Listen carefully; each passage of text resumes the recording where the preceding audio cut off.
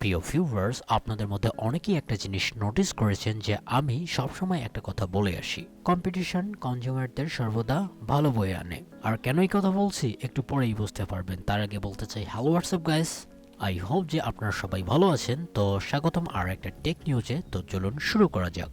তো প্রথমের যে নিউজটি আসছে এটা মূলত লিক, এটা লেনোভো এবং এনভিডিয়াকে কেন্দ্র করে, কারণ হয়তোবা এনভিডিয়া খুব শীঘ্রই তাদের ফুললি কনজিউমার গ্রেড ডেস্কটপ বা ল্যাপটপের জন্য তাদের ফার্স্ট কনজিউমার সিপিইউ মার্কেটে নিয়ে আসতে পারে। আর এরকমটাই দেখছি লেনোভোর প্রিপেয়ারিং এর ক্ষেত্রে, কারণ তারা তাদের মোস্ট প্রেস্টিজিয়াস ল্যাপটপ সিরিজের উপরে এই এক্সপেরিমেন্টটা হয়তোবা করতে যাচ্ছে। অর্থাৎ আমি কথা বলছি এনভিডিয়ার N1X সিপিইউর কথা, যেটা no doubt ARM base Windows 11 এর উপর বেস হবে। আর এটা অবশ্যই গেমিং ফোকাস হয়ে থাকবে, ইভেন আপনি প্রোডাক্টিভ কাজের ক্ষেত্রেও ইউজ করতে পারেন। আর এরকম কিন্তু আমরা এর আগেও অনেক জায়গা থেকেই বলে আসছিলাম। আর এছাড়াও আমি অনেক শিপিং ম্যানুফেস্ট দেখিয়েছি আপনাদেরকে, যেখানে আমরা এই জিনিসটার লিক দেখতে পারছি। কিন্তু এটা শুধু এক্ষেত্রে না, আমরা N1 চিপস পর্যন্ত দেখতে পারছি, যেগুলো থিনার এবং লাইট ওয়েট ল্যাপটপ হবে, লাইক আইডিয়া প্যাড স্লিম অথবা ইয়োগা। এই ধরনের যে লেনোভোর ল্যাপটপগুলো হয়ে থাকে এটার সাথে প্যাকড হয়ে আসতে পারে। আর N1X যেটা একটু পাওয়ারফুল হবে, সেটা তাদের ইয়োগা এবং লিজিয়নের গেমিং সিরিজ থেকেই দেখতে পারেন। আর যেহেতু এটা আর্ম V8 দুইটা কোর ক্লাস্টার দেখতে পাচ্ছি, প্রথমটা কোরটেক্সের X925 এর 10টা কোর আর 10টা বাকি কোর থাকছে কোরটেক্সের A725, অর্থাৎ লো পাওয়ারের ক্ষেত্রে। আর আরেকটা জিনিস হয়তো বা জানেন, এটার সাথে যেহেতু আর একটা চিপসের মিল পান, অর্থাৎ তারা যেটাকে সুপার চিপস বলছে GB10, ওইটারই কথা বলছি। তো এক্ষেত্রেও কিন্তু আমরা সিমিলার কনফিগারেশন দেখতে পারি। আর সবচেয়ে ইন্টারেস্টিং পার্ট হবে এটার সাথে 6144 কুডা কোরের একটা জিপিইউকে দেখতে পারবো, উইচ ইজ আপনারা বুঝতেই পারছেন ডেস্কটপকে কনভার্ট করলে RTX 5070 হয়ে যায়। অ্যান্ড যেহেতু এখানে ভিরাম আলাদাভাবে লাগানো থাকছে না, তো সেক্ষেত্রে আপনারা ইউনিফাইড বা যে কোনো ধরনের LPDDR5X এর 128GB আপ টু মেমোরি দেখতে পারেন। অর্থাৎ এটা যদি লঞ্চ করে দেয়, তো এটার উপরে আর কোনো প্রকার পাওয়ারফুল এসওসি থাকার প্রশ্নই আসে না। আসলে দেখা যাক তারা কোন প্রাইসিং এর মধ্যে এটাকে নিয়ে আসে। আর আপনারা যারা চিন্তা করছেন খুব কম দামে পাবেন, আমার তো মনে হয় না যে $3000 নিচে এটার প্রাইস হবে, কারণ আপনারা DGX স্পার্কের প্রাইসও আপনারা $4000 উপরেই দেখতে পারছেন। আর এখানে তো আবার প্যাকড হয়ে আসবে। আমি জানি না আসলে কিরকম হবে, কারণ তারা যদি কনজিউমার মার্কেটেও ফোকাস করতে চায়, তো সেক্ষেত্রে একটা ভালো মুভ হবে। আর এর মধ্যে কোনো এই বিষয় নিউজ করব না, তো চলে যাই পরের নিউজে। আর এটি আসছে ফ্রোজা হরাইজনকে কেন্দ্র করে, অর্থাৎ 6কে কেন্দ্র করে। আর তার চেয়েও বেশি চর্চায় আছে আর্কের B390 এর মতো আইজিপি, অর্থাৎ আপনারা যেগুলো কোর আল্ট্রা 300 সিরিজের সাথে দেখতে পারছেন টপ এন্ড আইজিপিটি অথবা এপিইউ আপনারা বলতে পারেন সহজ বাংলায়। তো এটা লিস্টেড হয়েছে, অর্থাৎ আপনারা যদি ফ্রোজা হরাইজন 6 খেলতে চান, তো সেক্ষেত্রে মিনিমাম পিসি রিকোয়ারমেন্টে এটা চলে এসেছে। অর্থাৎ এটাও মোটামুটি একটা ভালো পাওয়ারফুল জিপিইউ বলা চলে। কারণ আমি যদি এর রেফারেন্স দেখি, তো সেক্ষেত্রে পিসি বা সিস্টেম রিকোয়ারমেন্টে আমরা এনভিডিআর GTX 1650 অথবা AMDর RX 6500 XT-কে দেখতে পারছি। আর পুরাতন ডিসক্রিট জিপিইউ আর্কের A380, তো সেক্ষেত্রে এটাকে ইনক্লুড করা হয়েছে। অর্থাৎ এটার সমমানের যদি পারফরমেন্স দিতে পারে আইজিপি লেভেলে, এটা কিন্তু আসলে একটা বিগ মুভ। আর এখানে যেগুলো গ্রাফিক কার্ডের কথা বললাম, এগুলো কিন্তু প্রপার কার্ড, ল্যাপটপের ভেবে আবার ভুল বুঝবেন না। তারপরের যে নিউজটি আসছে সেটি মূলত ইন্টেলের ডেস্কটপকে কেন্দ্র করে, কারণ আমরা যদি আপকামিং ইন্টেল নোভা লেকের কথা বলি, তো সেক্ষেত্রে এটা অ্যাপিয়ার হতে পারে হয়তোবা 2026-এর এন্ডের দিকে। আর এটা এত দেরি কেন, কারণ আমি আপনাদেরকে বলছি। আপনারা হয়তোবা একটা জিনিস দেখেছেন, ইন্টেলের কাছ থেকে কিন্তু কয়েক বছরের মধ্যেও কোনো গ্রাউন্ড ব্রেকিং বা এই ধরনের সিপিইউ আসেনি। তার ফলে কিন্তু AMDও কিন্তু একটু ঢিলামি দিচ্ছিল। To be honest, mid range section বাদে ইন্টেল কিন্তু ভালো কিছু করতে পারছিল না। আবারও আপনাদেরকে বলি, মিড রেঞ্জ সেকশনে এখনও পর্যন্ত কিন্তু মোটামুটি বেশি ভ্যালু দিচ্ছে ইন্টেল অনেক সিপিইউর ক্ষেত্রে, কিন্তু টপ এন্ডের ক্ষেত্রে কিন্তু এখানে পিছিয়েই পড়ছিল। বিশেষ করে যদি আমি কথা বলি গেমিংয়ের, তারা তো গ্রাউন্ড হারিয়েই ফেলেছে AMDর X3D আসার পর। আর এর মধ্যে কিন্তু ইন্টেল উঠেও দাঁড়াতে পারেনি। কিন্তু এখন নিউজ আসছে যে নোভা লেকের উপরে আপনাদেরকে বলেছি ভালোই কাজ করছে। তো এক্ষেত্রে দেখা যাচ্ছে যে তারা লাস্টের দিকেই এটাকে নিয়ে আসবে, কারণ বর্তমানে যদি তারা লঞ্চও করে দেয়, তো সেরকম কিন্তু আমি বলছি না যে লঞ্চ করার পরিবেশে আছে তারা, মনে করুন করলো আর কি লঞ্চ তারা, তো সেক্ষেত্রে কিন্তু ব্যাকক্ল্যাশে পড়তে হবে। কারণ বর্তমান সময়ে SSD এবং DDR5 এর প্রাইস দেখার পর বাজেট বা মিড রেঞ্জ পিসি বিল্ড কথা তো বাদই দিন, অনেক সময় হাই হ্যান্ড যারা পিসি বিল্ড করে তারা পর্যন্ত অনেক সমস্যার মধ্যে আছে। আমি ইনফ্লুয়েন্সারদের কথা বলছি না বা যারা ইউটিউবার আছেন তাদের আমি কথা বলছি না, তারা তো এমনিতেই সিপিইউ বা র্যাম পেয়ে যাবেন। যারা সাধারণ আর কি বিল্ডার আছেন, যারা নিজেদের কাজের জন্য চাচ্ছেন অথবা গেমিংয়ের জন্য, তারা অনেক ব্যাকক্লাশ ফেস করতেই পারে। আর র্যামের শর্টেজেস এতটাই বেশি হয়েছে যে বাইরের দেশের কথা বলছি আমি, তো সেক্ষেত্রে তো চান্স এতটাই কম এক্সট্রিম ওভার প্রাইস ছাড়া আপনাকে র্যাম কেউ দিবে। তবে কথা হচ্ছে এই বছরের মধ্যেও তো র্যামের সমস্যাগুলো ফিক্স হবে না, তারপরেও কেন তারা লাস্টের দিকেই লঞ্চ করে দিতে পারে।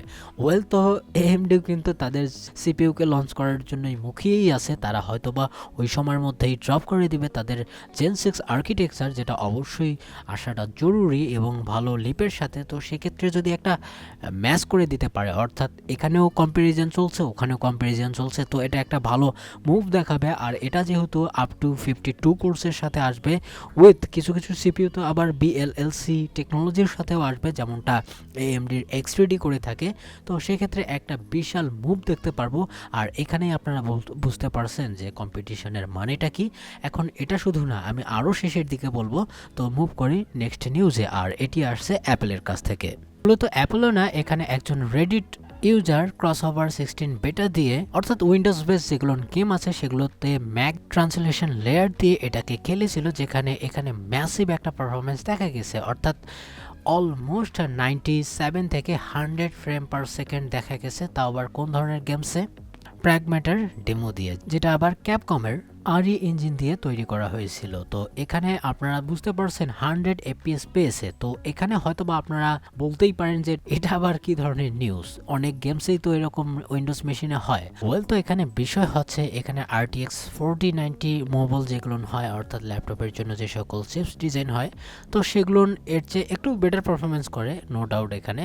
কিন্তু কথা হচ্ছে এটা কোনো প্রকার গেমিং বা এই ধরনের বিষয়বস্তু না লিখেও এম্পর ম্যাক্সের মতো সিপিইউ যখন এরকম পারফরমেন্স করে উইদাউট কোনো ডিএলএসএস বা আপস্কেলিং টেকনোলজি ছাড়া নেটিভলি 1080pর কথা বলছি, তো এটা একটা বিশাল থিং। কারণ তারা যদি ব্র্যান্ডিং শুরু করে বা অন্যান্য গেম কোম্পানির সাথে তারা গেমকে অপটিমাইজ করে নেয় তাদের চিপসের সাথে, এবং স্টিম অথবা এপিকের মতো জায়গায় যদি তারা পাবলিশিং শুরু করে দেয়, তো এটা একটা বিশাল ফ্যাক্টর হতে পারে অনেকের জন্য। কারণ গেমিংয়ের ক্ষেত্রে যে ম্যাকও অনেক পিছিয়ে নেই সেটাই দেখানোর চেষ্টা করছে আর কি, তাও আবার আর্ম বেস আর্কিটেকচারের উপর। x86 যদি একটু থাকোটা না বললাম, অর্থাৎ লিগাল সাপোর্ট এবং যদি তাদের অ্যাফোর্ড থাকে অ্যাপেলের আর কি, তো সেক্ষেত্রে এটাও একটা এডিটিং বা প্রোডাক্টিভ প্লাস একটা গেমিং বা স্ট্রিমিং পিসি হিসেবেও আপনারা ব্যবহার করতে পারেন, ম্যাকবুক হতে পারে বা অন্যান্য ডিভাইসকে। আর এটা কত বড় একটা থিং, যারা ম্যাক এবং উইন্ডোজকে সাইড বাই সাইড চেনেন তারাই বলতে পারবেন। আর একটা বিষয় আপনি খেয়াল করেছেন, এটা আমার এক্সপিরিয়েন্স আর কি, আমি অনেক আইফোনে দেখেছি যে যেভাবে তাদের মোবাইল গেমগুলো অপটিমাইজলি চলে, ফোন 1 বছর বা 3 বছর পুরাতন হওয়ার পরেও এটা আসলে মাইন্ড ব্লোয়িং। অ্যান্ড শেষের যে নিউজটি আসছে এটি সম্পর্কে আমি আপনাদেরকে বলতে চাচ্ছিলাম যে কম্পিটিশন কেন ভালো। ওয়েল, আপনারা অলরেডি জেনে গেছেন ইন্টেল তাদের কোর আল্ট্রা 300 সিরিজকে লঞ্চ করে দিয়েছে, উইচ ইজ প্যান্থার লেক, আর এটা বেসড অন ইন্টেলের নেটিভ 18A নোড। আর তারা তাদের সিইএসএ ঢোল ঢাক পিটিয়েই বলে দিয়েছে যে এবারে যেটা এফিসিয়েন্সি দেখিয়েছে যেটা আসলে মাইন্ড ব্লোয়িং। অনেক সময় তারা ক্লেম করেছে লুনার লেকের চেয়ে 78% মোর পাওয়ার এফিসিয়েন্ট, যেটা আবার প্রুভও হয়ে গেছে, যেটা আসলে একটা বিশাল ব্যাপার। হার্ডওয়্যার নেক্সট তো বলেই দিয়েছে এটা অলমোস্ট ব্রাউজিং থেকে শুরু করে একটু ভিডিও প্লেব্যাকের ক্ষেত্রে আপ টু 30+ আওয়ার্স ব্যাকআপ পেয়ে গেছে। তারপরে আবার আইজিপি অর্থাৎ পাওয়ারফুল আর্ক B390 মতো জিপিইউ এখানে ইনক্লুডেড হয়েছে। আসলে ওভারঅল যদি আমি প্যাকেজের কথা বলি, মোটামুটি তারা আর কি জাম্প করতে পেরেছে তাদের কোর আল্ট্রা সিরিজের ক্ষেত্রে। আর এখানে তারা ডিফারেন্ট টাইপ অফ কিন্তু সিপিইউ সিরিজ বা ক্লাসকে ভাগ করে দিয়েছে। আর এটা কিন্তু অনেক ক্ষেত্রেই ট্রু, কারণ আমরা যদি 18A নোডের কথা বলি তো এটা অলমোস্ট 1.8 ন্যানোমিটারের কাছাকাছি, কারণ এটা একটা খুবই ছোট লেন্থের মধ্যে একটা 2 ন্যানোমিটারের নিচে, আপনারা বুঝতেই পারছেন, যেখানে টিএসএমসি পর্যন্ত এখনো আসেনি। আমি বলছি না এরকমটা যে টিএসএমসি 2 ন্যানোমিটারকে বিট করে দিচ্ছে, এরকমটা না, পাওয়ার এফিসিয়েন্সির ক্ষেত্রে এবং পাওয়ারফুল অপারেশনের ক্ষেত্রে তার সাথেই টক্কর দিচ্ছে, এটা একটা গুড থিং। আর এরই জেরে এএমডি কিন্তু তাদের প্রতিক্রিয়া দেখাতে শুরু করে দিয়েছে, কারণ তারা ইনডাইরেক্ট যদি ভাষায় বলি তো সেক্ষেত্রে বলছে হ্যাঁ ইন্টেল এটা কিভাবে করতে পারে, এরকমটা দেখাচ্ছে কেন, তাদের স্লাইডে ম্যানিপুলেটিং করা হয়েছে, হ্যান ত্যান হাবিজাবি এরকমটা বলছে, যেরকমটা কিন্তু এএমডি অনেক সময় তারা নিজেরাও করে থাকে। ওয়েল, তো শুধু যে সেখানেই ছিল তা কিন্তু না, তারা স্লাইড নিয়ে কিন্তু বিষয়গুলোকে পাবলিশ করেছে, যেমন প্রিমিয়াম সেগমেন্টে কিন্তু কিভাবে এএমডি জয় হয়েছে, অর্থাৎ আমি যদি এআই ম্যাক্স প্লাসের কথা বলি, যেগুলো পাওয়ারফুল এএমডি এপিউর সাথে আসছিল, গেমিং কন্টেন্ট ক্রিয়েশনে কিভাবে তারা জয়লাভ করেছে এরকমটা বলেছে। থিন অ্যান্ড লাইট ওয়েটের ক্ষেত্রেও তারা এটাকেই বলেছে যে আমরা উইন, আমরা উইন। মেইন স্ট্রিমের ক্ষেত্রে বলছে যে না আমরা সিমিলার, এবং এএমডি উইন করেছে একবারে নিচের দিকে, অর্থাৎ এন্ট্রি লেভেলের ক্ষেত্রেও।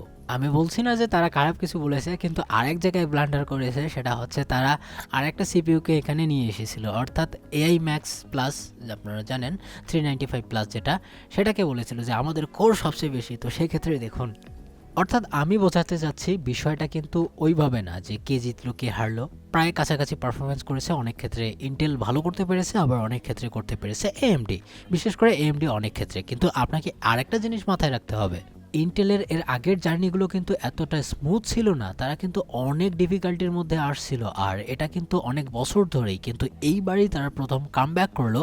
হয়তোবা আমি এর উপরে একটা ভিডিও বানিয়ে রেখেছি, আপনারা চাইলেই দেখে আসতে পারেন যে ইন্টেল কিভাবে কামব্যাক করলো। আর আপনারা চাইলেও এই সিপিইউগুলোন বা নতুন সিপিইউগুলোন আসলে কীরকম পারফরমেন্স করবে বা রেফারেন্স অনুযায়ী, তো সেক্ষেত্রে আপনারা ডিমান্ড করতে পারেন যে আপনারা ভিডিও দেখতে চান কিনা। ওভারঅল আপনি বিষয়টা বুঝতে পারছেন, যেহেতু এএমডি এখানে রিয়াক্ট করেছে ডাইরেক্টলি, তো সেক্ষেত্রে আপনাকে বুঝতে হবে যে না ইন্টেলও কম্পিটিশনে চলে এসেছে। ইটস মিন এবার আরও ডেসপারেটলি কাজ করা শুরু করবে এএমডি। যদিও তাদের 400 সিরিজের গোর্গেন পয়েন্টকে বা গোর্গেন হ্যালোকে, যেটাকে আমরা মেডুসা হ্যালো বলতাম, তো সেটাকে তারা কিভাবে ডিফাইন করবে, কারণ তারা আবার রিফ্রেশ নিয়ে আসছে, অর্থাৎ শুধুমাত্র কিছু ক্লকের বৃদ্ধি আমরা সিপিইউ এবং জিপিইউ থেকে দেখতে পারবো, এছাড়া আর নতুন কিছু দেখতে পারছি না। তো হ্যাঁ, অনেক ক্ষেত্রে তো কম্পিটিশন করে ফেলেছে ইন্টেল নিজেও, আর এই জন্যই বলি কম্পিটিশনের ফল আপনার জন্য ভালো বয়ে আনবে। যদিও এখানে আমি ল্যাপটপগুলোর প্রাইস অনেকটা বেশি দেখতে পারছি আমাদের এক্সপেকটেশনের চেয়ে, আই হোপ ডেস্কটপের ক্ষেত্রেও এটা কার্যকর হবে। আর ভিডিওটি সম্পূর্ণ দেখার জন্য অসংখ্য ধন্যবাদ। অবশ্যই লাইক করবেন, কমেন্ট করে জানাবেন আপনার কোন সিপিইউটা পছন্দের হতে চলেছে, অবশ্যই কমেন্ট সেকশনে লিখবেন, আর অবশ্যই সাবস্ক্রাইব করে যেতে পারেন। ভালো থাকবেন, সুস্থ থাকবেন, বাই বাই।